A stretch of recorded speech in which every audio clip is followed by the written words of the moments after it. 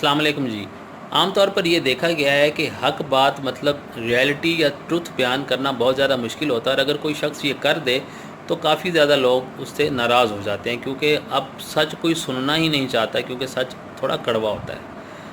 تو ایک دفعہ ایک درویش ایک بزرگ نے ایک بادشاہ کا دور حکومت چل رہا تھا، اور اس کے بارے میں انہوں نے کوئی سچی بات کہہ دی جو کہ بادشاہ کے کانوں تک پہنچ گئی۔ کیونکہ بادشاہ ظالم تھا تو اس درویش نے یہ بیان کر دیا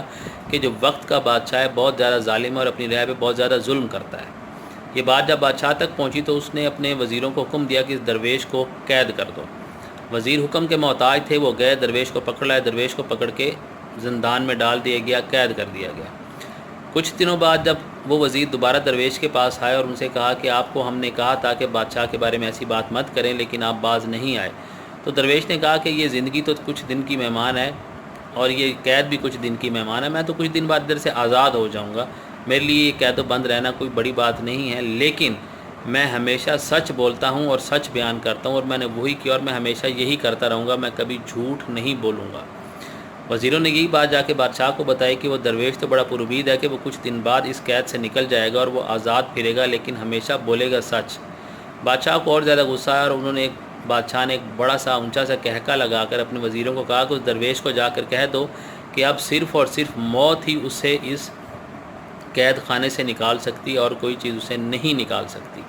وہ وزیر درویش کے پاس گیا اور ان کو جا کے بادشاہ کا پیغام دیا کہ بادشاہ کہہ رہا ہے کہ تمہیں صرف اب موت اس قید سے نکالے گی۔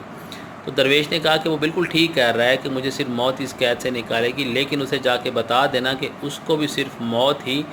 اس قید سے نکالے گی، کیونکہ وہ بھی ایک قید کی زندگی گزار رہا ہے، اپنے غلط خیالات، غلط سوچ اور ظلم کی قید میں جکڑا ہوا ہے، لیکن ایک دن میں بھی مر جاؤں گا، اور ایک دن یہ بادشاہ تمہارا یہ بھی مر جائے گا، اور جب ہم دونوں مر جائیں گے تو ہم ایک ہی قبر میں، مطلب ہماری قبر ایک جیسی ہوگی،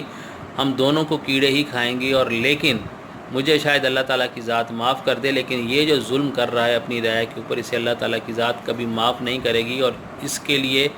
شاید پھر قید اور یہ جو تمام معاملات ہیں یہ پوری مرنے کے بعد اگلی جو زندگی ہے اس میں بھی ہمیشہ کے لیے رہیں۔ تو اپنے بادشاہ کو جا کے پیغام دے دینا کہ جو میری قید ہے وہ وقتی ہے، اور جو اس کی قید ہے وہ ابدی ہے۔ تو اس سے ہمیں یہی میسج ملتا ہے، ہمیں یہ دیکھنا بھی چاہیے، اپنی زندگی میں یہ امپلیمنٹ بھی کرنا چاہیے کہ ہمیں جو معاملات ہیں وہ درست رکھنے چاہیے، کسی کے اوپر بلا وجہ ظلم نہیں کرنا چاہیے، زیادتی نہیں کرنی چاہیے، کسی کا حق نہیں کھانا چاہیے، بلا وجہ لڑائی جھگڑوں میں نہیں پڑنا چاہیے، تاکہ ہماری زندگی ایک پرسکون طریقے سے گزرے اور ہماری دنیا اور آخرت سنور جائے۔ ہمیں ان چیزوں کا خیال رکھنا چاہیے جو کہ آج کل بہت کم رکھا جاتا ہے۔ Thank you so much.